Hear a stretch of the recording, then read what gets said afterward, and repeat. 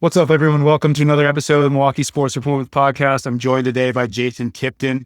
Jason is the Director of Instruction at Chenequa Country Club. He and I have a brilliant idea while Wisconsin golfers are stuck inside that we're going to do a series of podcasts this year that we're going to release one every 3 to 4 weeks through the winter, hitting on some key elements. How do we all work on our games and get better during the winter? Because obviously we have a short season. Everyone loves golf. We missed it. We have all this free time that we're not playing. And is there something that we can do to improve our golf game at this time of year? So, Jason, thanks for the time. Thanks for coming on.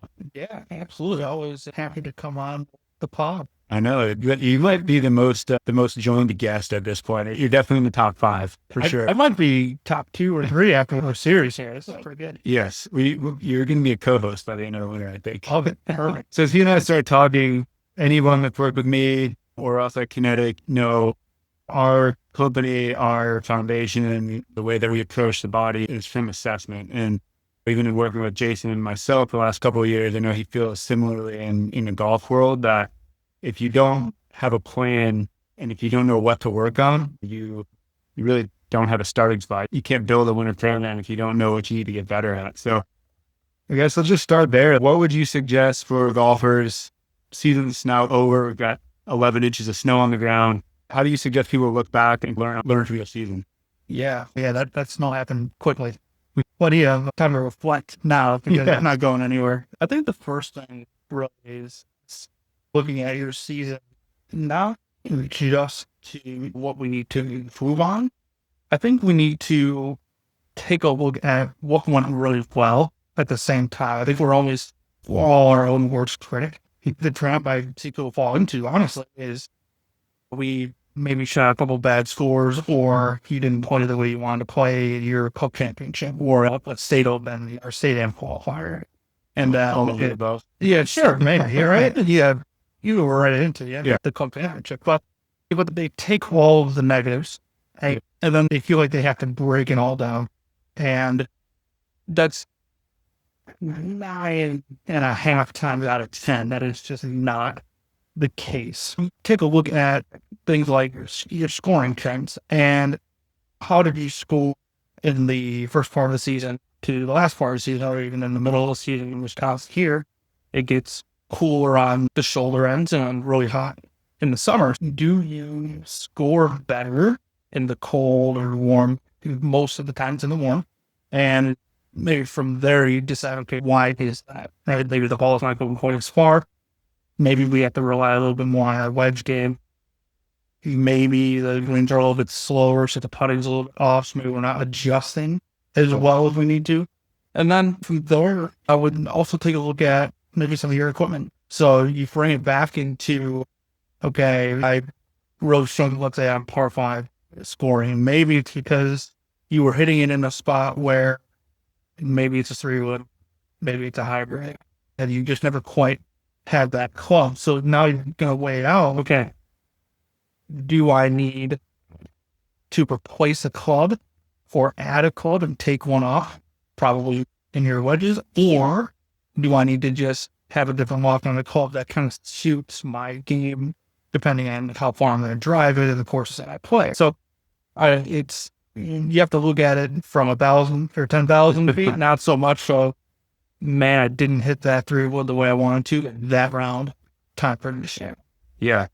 That's something I feel historically I've not played well early in the season, typically. And I think honestly, sometimes it's because I, as better than most, tend to go inside and grind in the sim all winter and just want to make wholesale changes, and that probably wasn't the best use of my time always. Well, here's like a perfect example that I see a bunch because actually what we were top dressing greens, right? So in the earlier part of the season, the greens are a little bit longer because you can't cut them down to roll at a 12. You're also killing, you won't have greens if you hit. Yeah. So maybe wedge game, it's a club selection thing because you hit your lob wedge, it's been too much. It's not getting as close to the hole wall. That's not a wholesale change. That's just using a gap range. Yeah. But I see that all the time. And sometimes you get that too at the start of the season. But man, just zipping these. So maybe it's a little bit longer. So we just had to teach you how to adjust. And I thought you did a really good job at that. Like your short game on the back end of the season went back to not being as firm and fast. Yeah. Way better. So it's just like the learning process, not changing your entire short game. Yes, for sure. For sure. Not overreacting, which is why we want to start here. Yeah. Yeah. And I think physically, the early part of the offseason is a great time to look back at your body. And people don't always think about physical fitness in golf in the right way. Because I think that one of the key elements that isn't talked about enough is how did you feel, and were you able to play and practice as much as you wanted to, or was it limited by pain, stiffness, injuries? And if so, was there a kind of what Jason was saying, was there a trend? Is it, hey, when I played 4 days in a row, my elbow hurt? Or was it every time I touched a club, my elbow hurt? Or was it, I always had pain in my low back and my feet only hurt after I walked? So myself this year, I set a goal and wanted to post 100 rounds, which I hit on the button for the first time.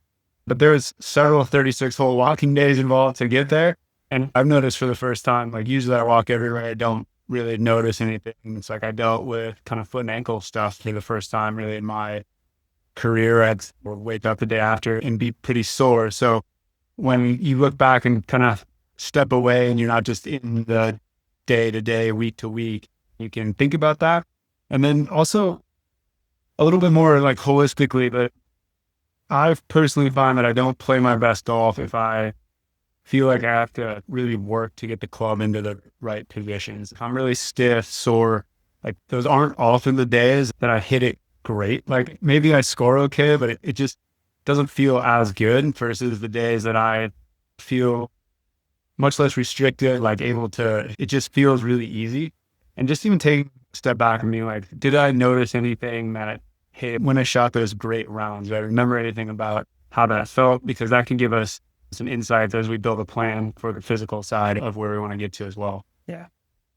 Okay. So now that we've thought about stuff, let's actually do things. So where would you suggest, I know you're a big assessment guy.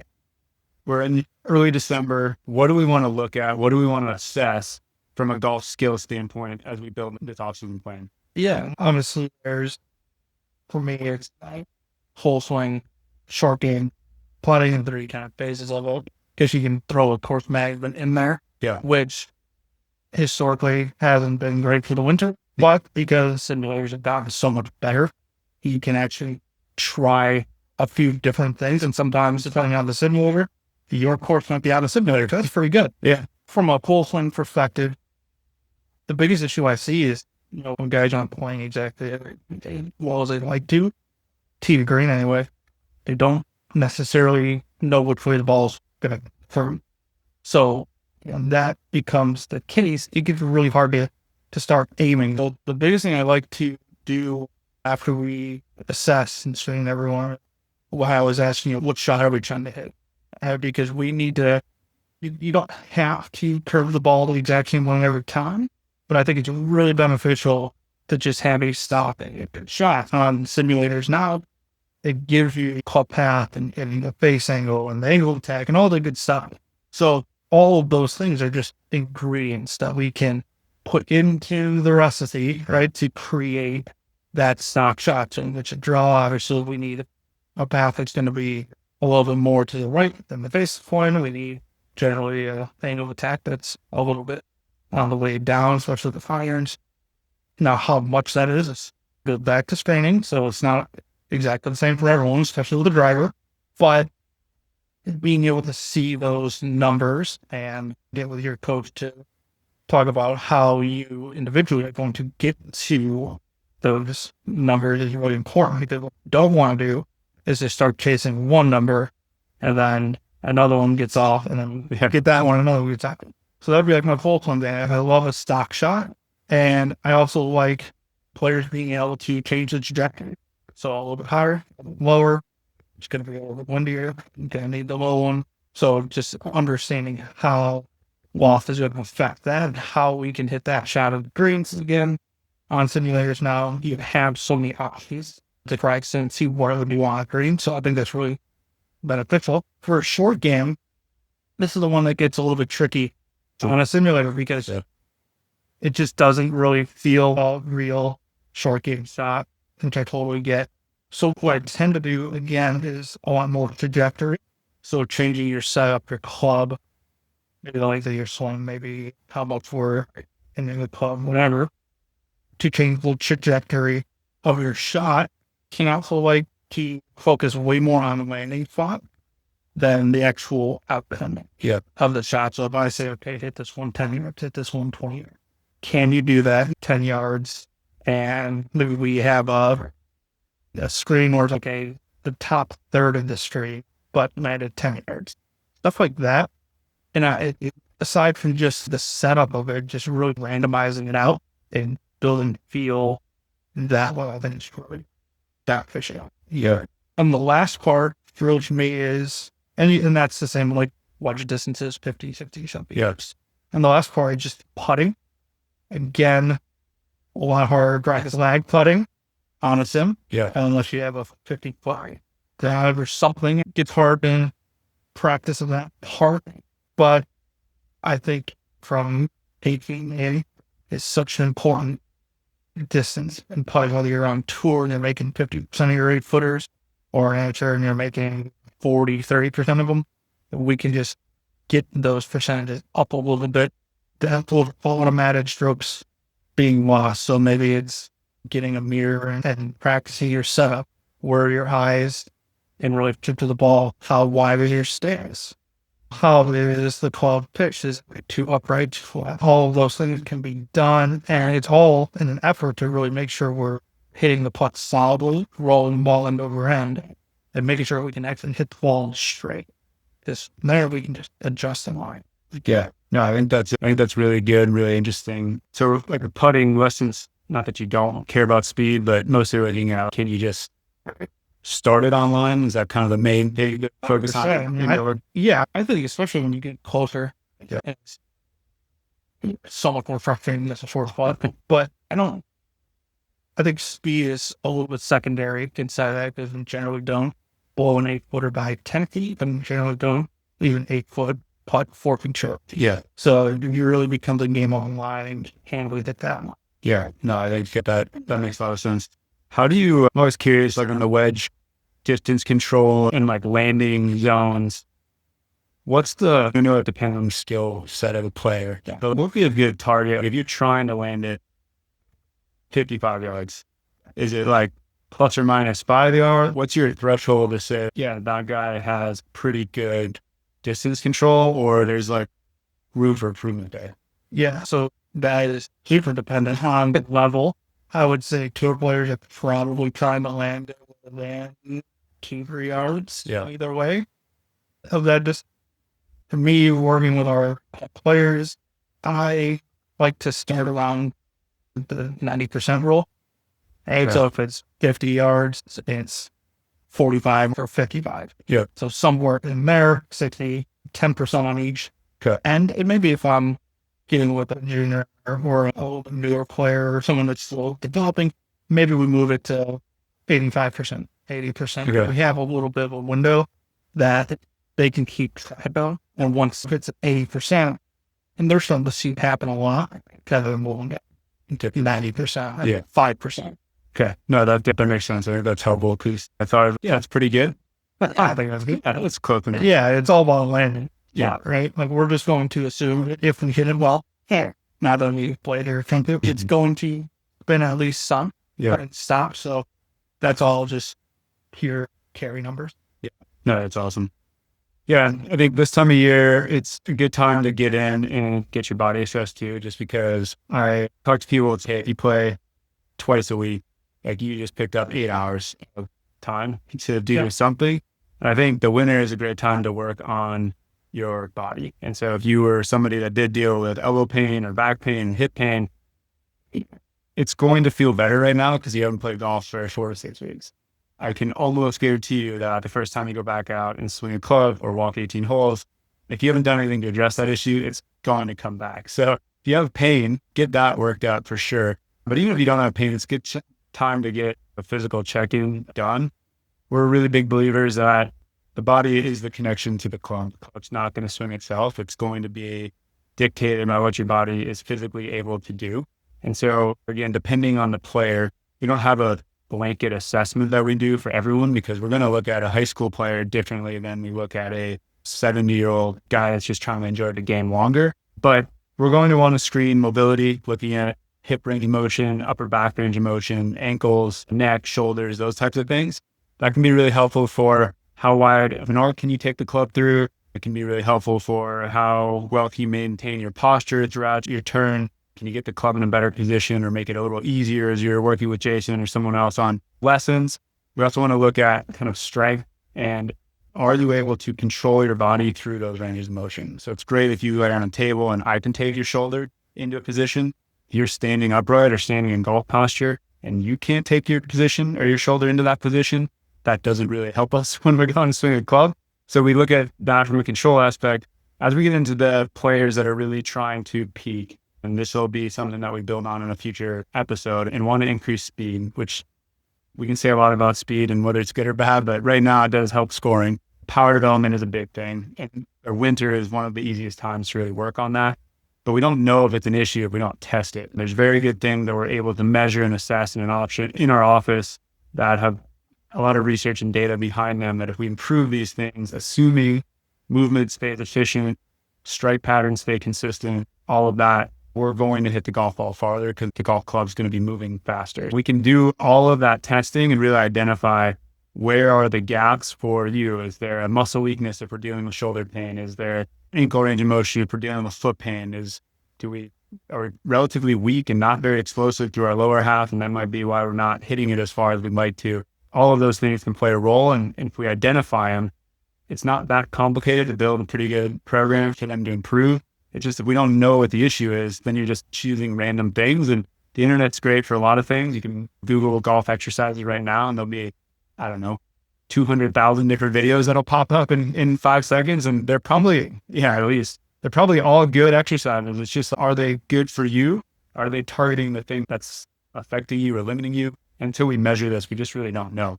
And it's just really helpful. It lets us give your instructor really good feedback as well on, hey, this is what they can and can't do. And we can kind of work together to build that plan for every player. All right, let's look at some common themes. What are some common issues that you see players with this time of year that they come in to see you and they really want to get better? So Jason, it's December. I want next year to be my best year of golf ever. What are some trends that either think they need to work on or that you know they need to work on? Yeah. So I think the biggest trend is I want to hit this shot when I can only hit the other shot. That is by far away the thing I see most common. And that has things to do with strike. And honestly, the second part of that is hit it farther. Yeah. And maybe that is the thing that puts them over the edge. Maybe it's not. I've seen a rolling go through have all the skills. When we start those My Game programs at the club, we start with the skill stuff because they might say distance is what's really killing me, but they can't make a 4-putt. So I've seen that, but I would say that distance far and from tee to green, just having one shot in mind and hitting the other. So we have to fix that. And also, this time of year is the best time to do it, like you said, because we're not playing a whole lot of golf. Maybe we do put they on vacation or have a fun thing with family or something like that. So we really have to dive into changing how they move. Part of that is for you guys and making sure they can move, or if they can, how can they move with a little more force to make it go farther. Great time to let them try to move differently without the fear of I have to go play in my puck championship for on Wednesday with the boys and I don't want to shoot a million. It's relatively low consequences. Yes, and we can work on it throughout. So even though it's in the summer or in the winter, I should say, I rarely break an entire swing down to start over. I can count on one hand, and I won't need all the fingers. And have actually to that. Yeah, it's really just changing how they move in order to get that desired ball strike. Yeah. So, what are some of the most common? And I know everybody, a lot of your stuff is dictating, trying to get them to move how their body wants to move and that. But are there any like common theme that you tend to work on with almost everybody? Like maybe it's different, but is it path or setup or base release or anything like that you tend to do? Yeah. So two things come to mind really. Their setup. Having just the proper grip is going to change 9 things that happen in the ball swing. And at least happen at setup. It really starts from how we're holding the club. And because you're holding the club a certain way, while our hands sit, are they up a little bit? Are they down a little bit? Are they forward pressed? Are they not forward pressed? Are our shoulders tilted or not tilted? So those types of things all kind of playing with that setup and just how you hold the grip. And then we get into stance, right? Not everyone has to be toes pointed at the ball, railroad track alignment. That I rarely see that. So we might have to adjust and stance with. If you're more of a player that is going to move to the right, you got to widen out your stance. If you're not in there, stuff like that.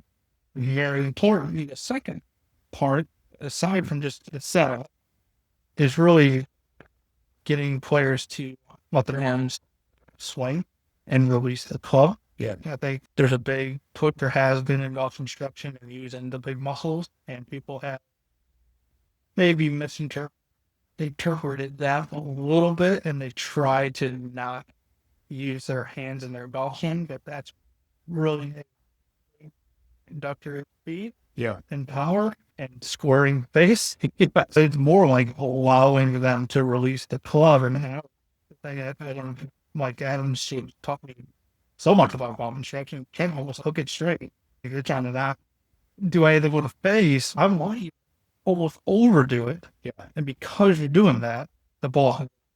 Yeah. No, I think it's interesting. There's probably many different reasons, but very similar things that show up time and time again with people. I think it's similar on our end. The biggest mistake that I see people make is I think a lot of golfers just assume.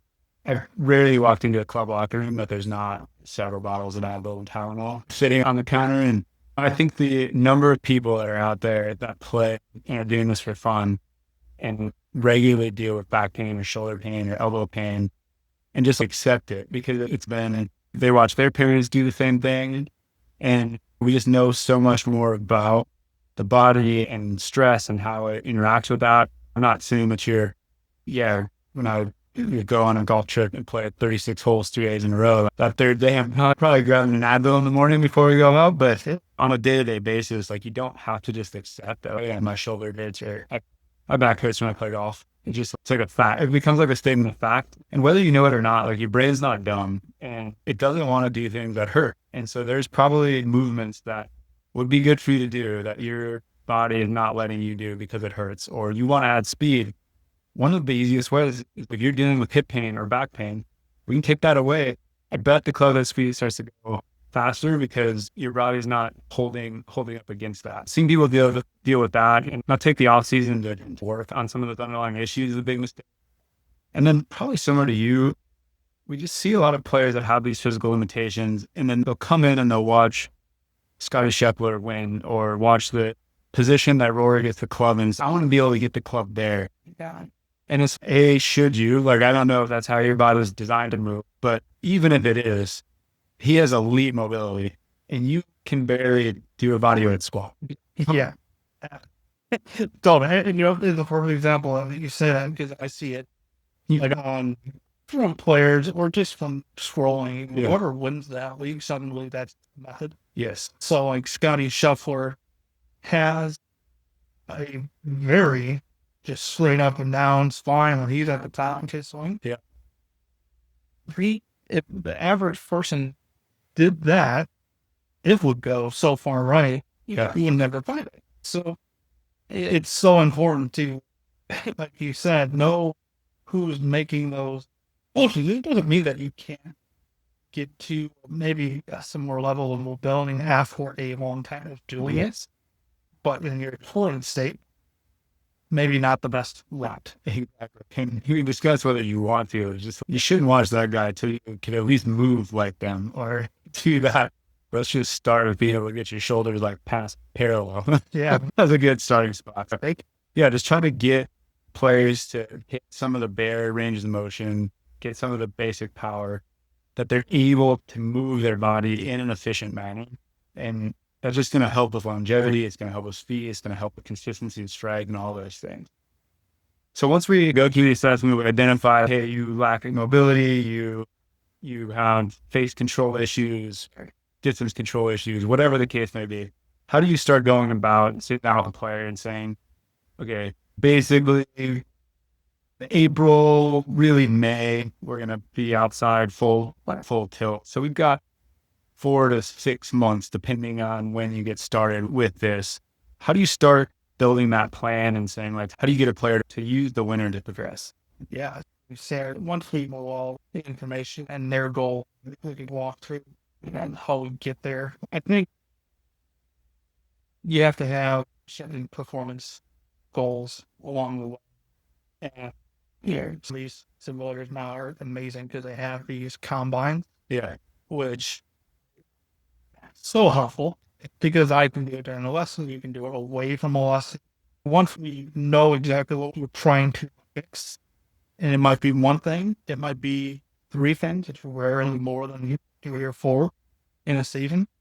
We can start them on that test, and we can say, okay, next month, I'd like you to go from for 65 to 70, or 70 to 75.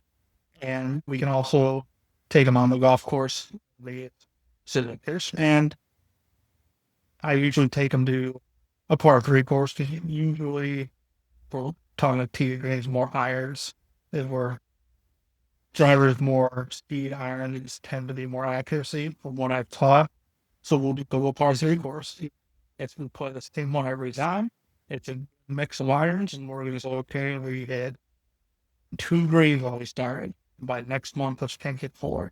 Or let's try to be on the longest par 3 holes.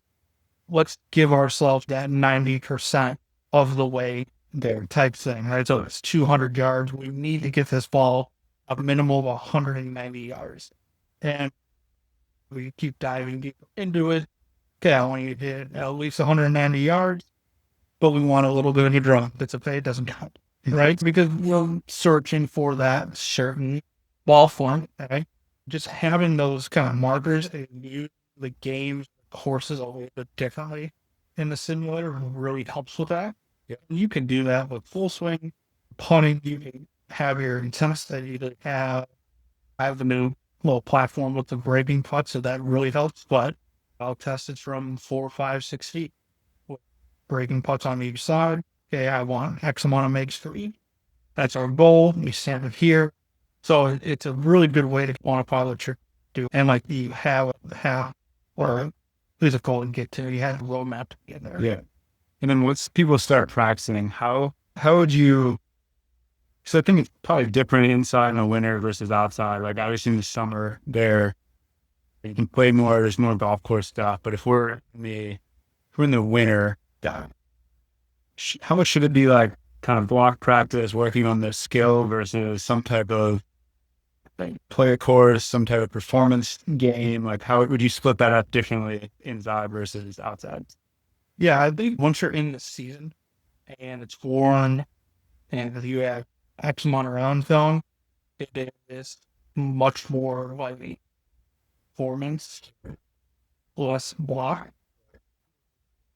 You can make changes in the season, but the reality is as you keep having the next round of play, it's going to be harder to make those changes. So it's very much how do I score dancing with who I came with kind of thing. And we try to make small changes throughout that. Now, inside, I think it can switch to a little more block with some performance on top of it. And with the block practice, it's good to see the ball fly. But one thing I really like about the simulators is I just turn the screen on and I make the player make the motion I was trying to do, set up a stick for something, one kind of feedback for the player, and I won't let them see where it goes.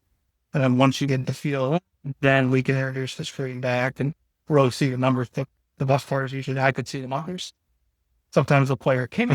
Right? So we're not number chasing like we talked about. I would say it's a heavier in the block than it is during the season, but it's still, for me, doesn't outweigh the performance. So it's still playing the golf course and how many draws can I hit on at least 3 simulation I play. We can play again par 3 courses, purposely try to hit it into one of the bunkers on the sit, stuff like that.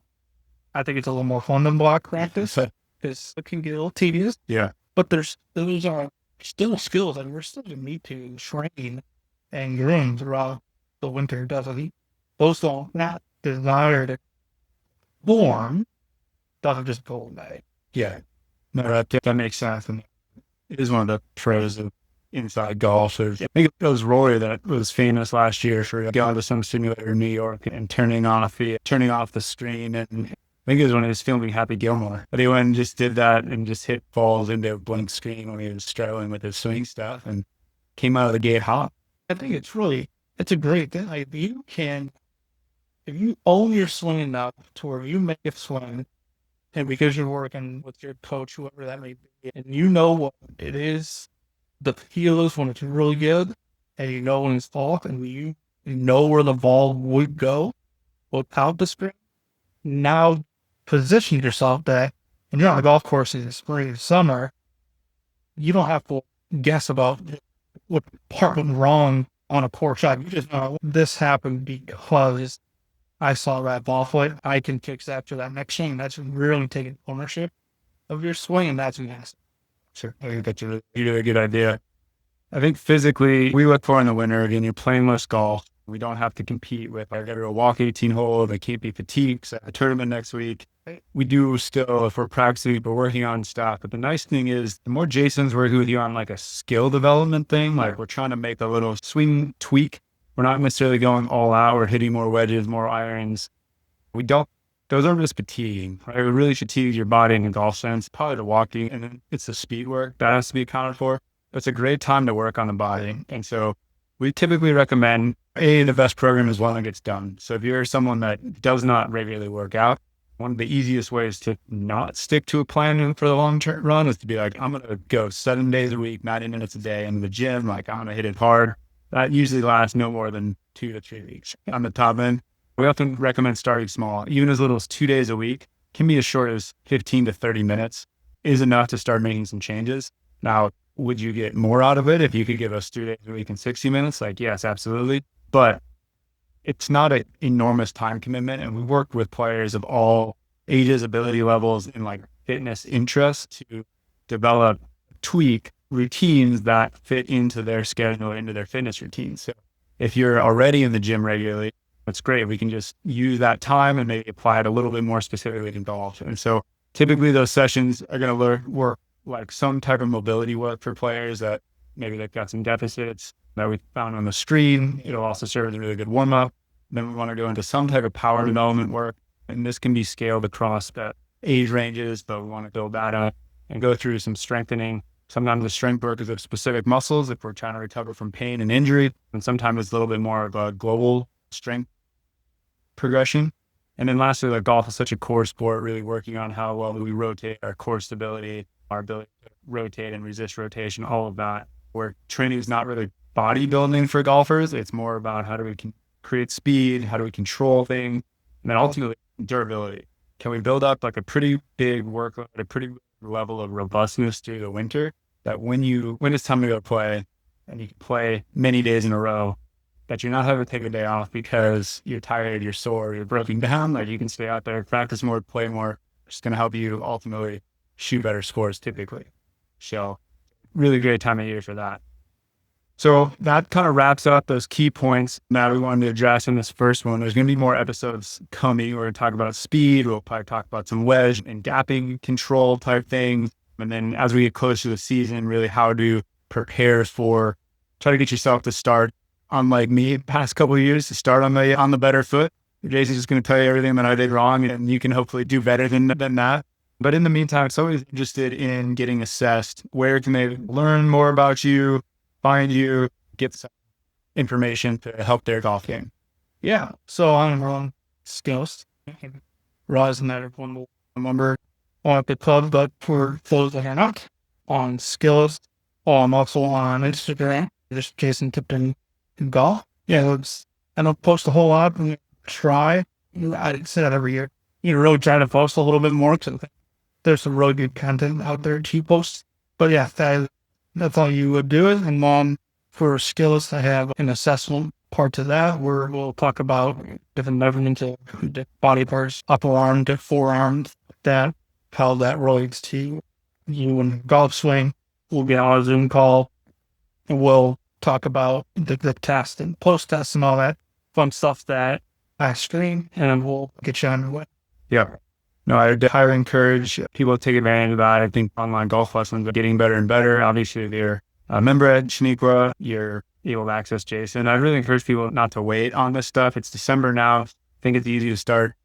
You just want to put stuff off, but even just getting the assessment done early, getting a plan built, even if you don't really hit it hard until the new year, with the holidays and stuff, it's still my experience personally with what we do. It's like everyone waits after the new year, and then by the time you get booked, you get going, you're halfway through January, and now it's like taking this like nice 4 or 5 month window, and you're down to, I want to be doing better in 8 weeks, and you almost cut your time in half. Those are all really good options. And if you're not local or you're somewhere else, there's tons of good instructors out there, and Jason has a really robust network too. We'll include his social media handle in here, but if you want something in person somewhere else, he can definitely point you in the right direction if we can't help you here. At Kinetic, we are offering some just kind of golf evaluations right now through the end of the year. Again, we scale that to whatever your interest is. So if you are a more senior player that is just trying to feel better, stop losing distance, maintain your mobility, and keep the body in shape so you can enjoy golf your whole life, we have an assessment for that. If you're a younger player that really wants to develop, trying to put yourself into a category that's going to make varsity, that's going to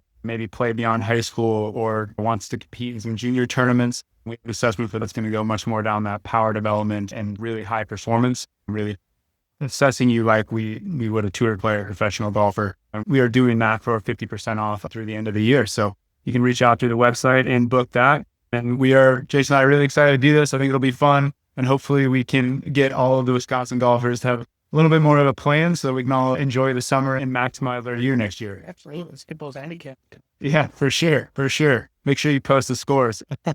All right, man. I appreciate the time, and thank you for everyone that's listening. We will see you guys on the next episode.